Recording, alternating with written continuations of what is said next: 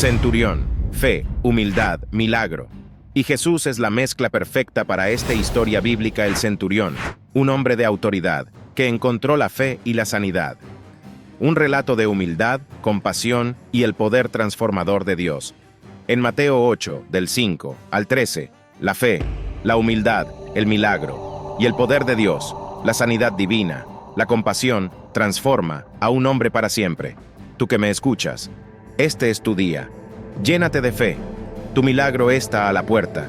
Imagina a un centurión romano, un hombre de poder y disciplina, doblegado ante un carpintero de Galilea. Un hombre curtido en la guerra, acostumbrado a dar órdenes, se encuentra suplicando por la sanidad de su siervo. ¿Qué lo llevó a tal acto de humildad? ¿Qué encontró en Jesús que lo conmovió tan profundamente? Descubramos juntos la historia del centurión, una historia de fe, humildad y transformación, que nos invita a reflexionar sobre nuestras propias prioridades y a abrir nuestro corazón al poder de Dios. No te pierdas este video que te atrapará desde el inicio y te llevará a un viaje por las emociones del centurión, un relato que te cautivará y te invitará a compartirlo con el mundo. Para entrar en contexto y comprender qué clase de persona era quien se acercaba a Jesús, el centurión era un oficial de rango medio en el ejército romano, al mando de un siglo, que comprendía entre 80 y 100 soldados. Era responsable de la disciplina, el entrenamiento y la preparación de su unidad para la batalla. También actuaba como juez en disputas entre sus soldados y administraba los castigos. Los centuriones provenían principalmente de las clases sociales más bajas, pero podían ascender de rango a través de la experiencia y el mérito. Se les exigía un alto nivel de liderazgo, habilidades de combate y conocimiento de las tácticas militares. Algunos centuriones incluso alcanzaron el rango de prefecto, el comandante de toda una legión. Los centuriones vivían en campamentos militares junto a sus soldados. Comían y dormían en barracas compartidas y participaban en las mismas actividades de entrenamiento y ejercicios. Se esperaba que dieran el ejemplo a sus soldados en términos de disciplina, valor y comportamiento.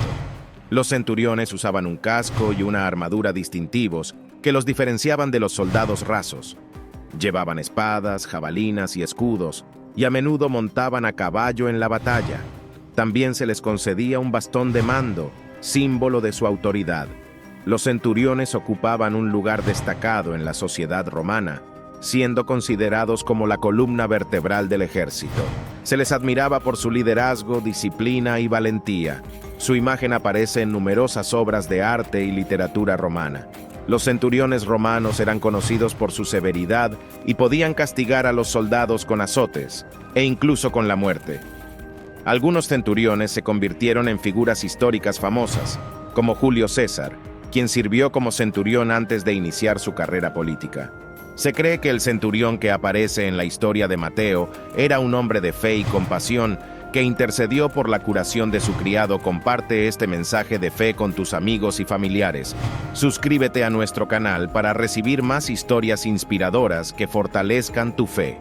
Juntos podemos construir una comunidad de fe más fuerte y unida. Al entrar Jesús en Capernaum, se acercó a él un centurión pidiendo ayuda. «Señor, mi siervo está postrado en casa con parálisis y sufre terriblemente. Iré a sanarlo», respondió Jesús. El centurión contestó: «Señor, no merezco que entres bajo mi techo, pero basta con que digas una sola palabra y mi siervo quedará sano. Porque yo mismo soy un hombre sujeto a órdenes superiores y además tengo soldados bajo mi autoridad. Le digo a uno, ve y va, y al otro, ven y viene. Le digo a mi siervo, haz esto y lo hace». Al oír esto, Jesús se asombró y dijo a quienes lo seguían: «Les aseguro que no he encontrado en Israel a nadie que tenga tanta fe.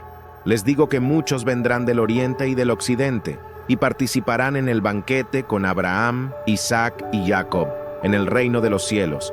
Pero a los súbditos del reino se les echará afuera, a la oscuridad, donde habrá llanto y crujir de dientes». Luego Jesús dijo al centurión: «Ve, que todo suceda tal como has creído». Y en esa misma hora aquel siervo quedó sano. Comparte este mensaje de fe con tus amigos y familiares. Suscríbete. Hasta la próxima.